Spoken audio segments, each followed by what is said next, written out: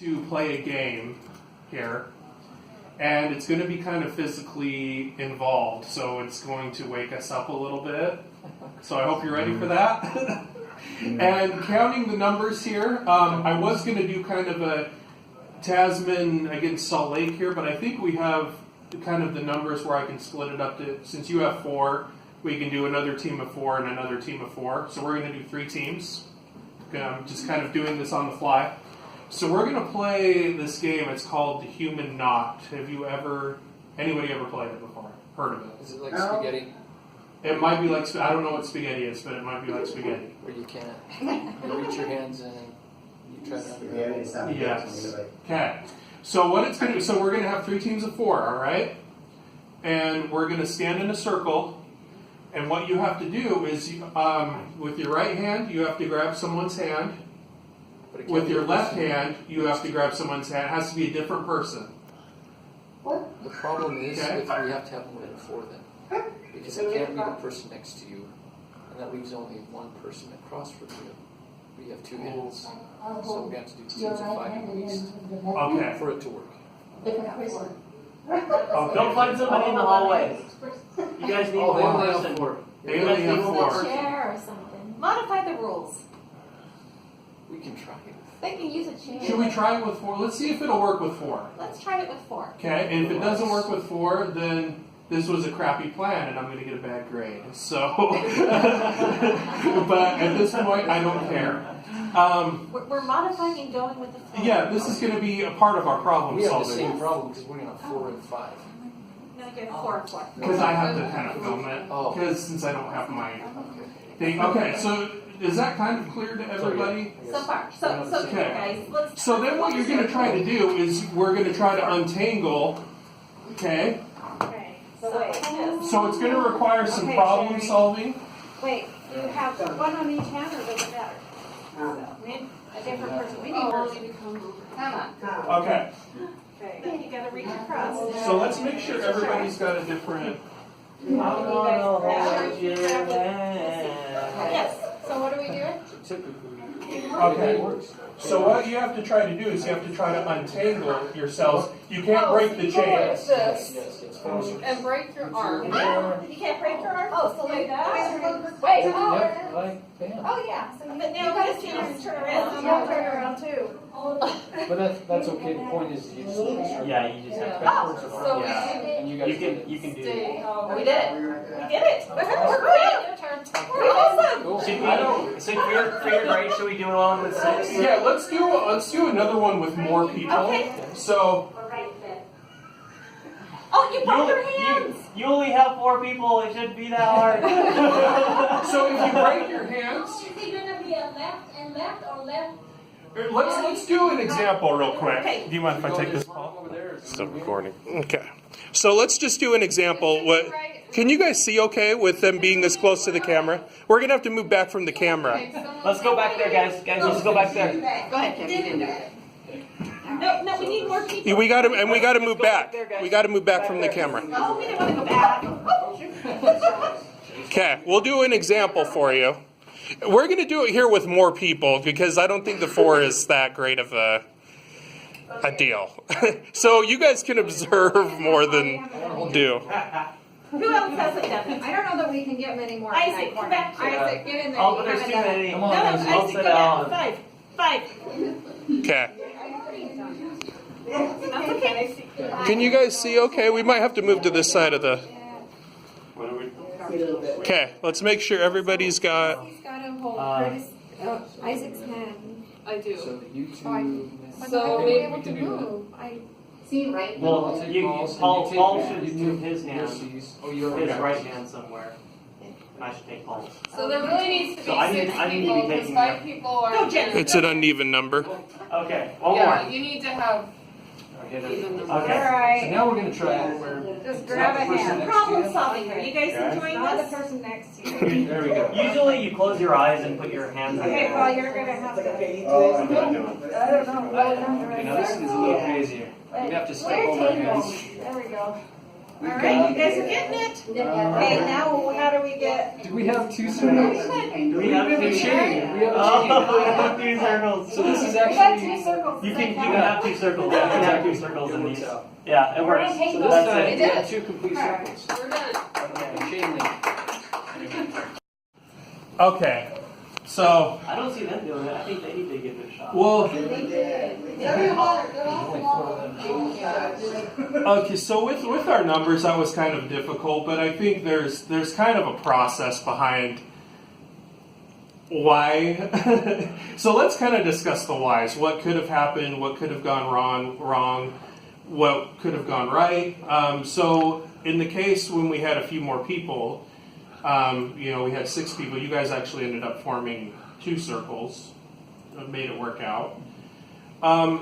So in an activity like this, I guess one of the questions I would ask is, what are some of the things that are important to be able to succeed? Communication. Communication. So we just talked about kind of communication being important. In terms of when you guys were doing it, were you able to form a plan? I mean, I know it went really quick, but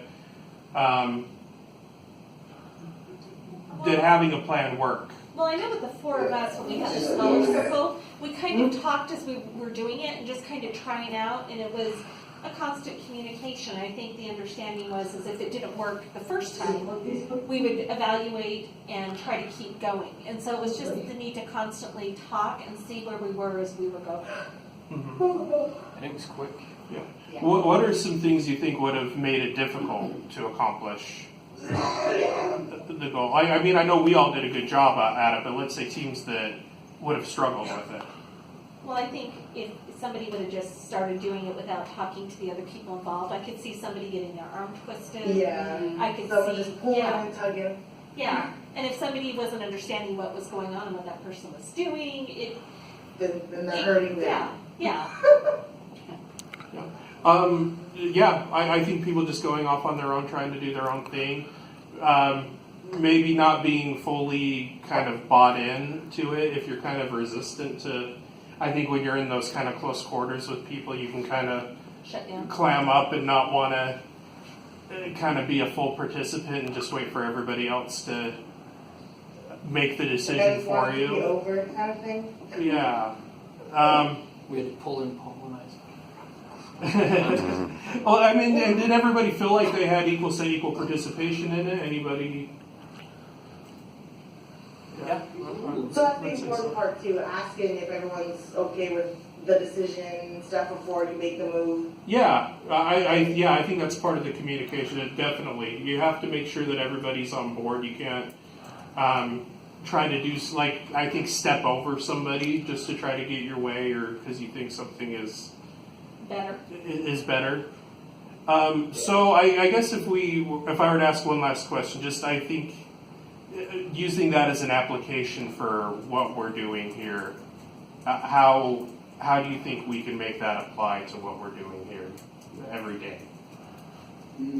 We always should have a good plan. Yeah. Making decisions. Better communication, a good plan, a better communication. Confirmation. Yeah, making sure everybody's aware of the plan too. I think it's, sometimes you might feel like you're out in the woods and stuff. So I think having that chain, which I think we've tried to do well at, with huddles and things like that. Trying to make sure everybody's on the same page. When we are making drastic changes, we try to bring everybody in so everybody knows we're talking about doing the handoffs with our jobs. Those are all important things, and I think those are things that are going to help us to kind of, I think, accomplish what we want to do, reach our goals. Does anybody else have any other input? Anything else? Like I said, I'm sorry it didn't work out as well as I was hoping, but I think it worked out great. Yeah, I think it worked out great. It kind of leads into the last thing I want to end with.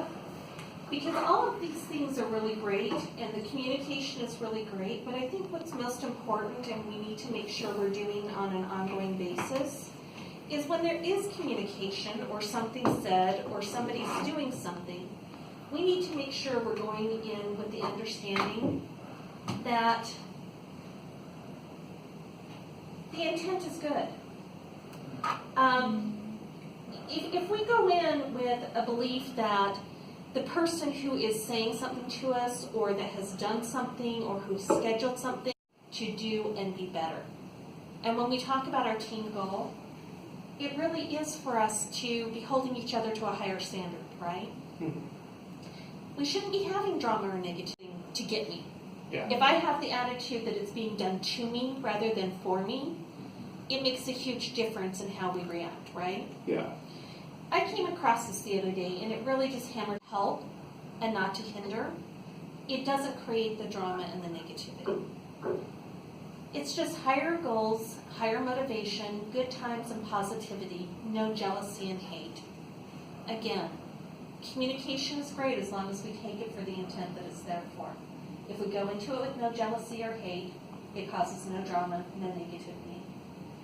Simply bringing out the absolute best in each other. And I really hope that the goal that you guys set for the team this year kind of strives towards this. Yeah. No, I think that's important because I think it's important for all of us to know, like, none of us are here to railroad each other. I know we kind of have our quarrels at times, but I don't think anybody wakes up and sets out to hurt the other person or to make somebody look stupid or so I think if we try to keep that in mind with the decisions that we make, it's really important that, you know, whether we agree or disagree, that's a different conversation. But it's never about the intent of, like, I want to make, you know, Kayana look stupid or vice versa, you know, with a decision that's being made. If anything, I want to help and, Yep. you know, so. I'm okay with looking stupid. Give everyone the benefit of the doubt. Yeah, I mean, I think you just all the time. developing empathy, you know, trying to understand where people are coming from. It's hard to do. I have a hard time with it, but it's important. I think you can't be open-minded. You can't critically think unless you are able to kind of step outside yourself and look at situations from another person's point of view. So yeah, just like Lisa said, that would be a challenge that I would have for people too, you know, and I appreciate you all letting me do this throughout the semester. I know that it hasn't always been the most exciting thing or, you know, it's, but it really has helped me. It's helped me, I think, grow in a way, you know, to kind of lead stuff like this, but also I hope you all have found benefit from it too, so I just want to say thank you for that. Well, thank you, Thank Kevin. you. I think the feedback that I've gotten from almost everybody in the team meetings has been how much they've enjoyed these activities. Oh, yeah. So thank you for taking the class. Thank you for having to do these. Thank you. Because as much as they were an assignment for you, they really tied into where we're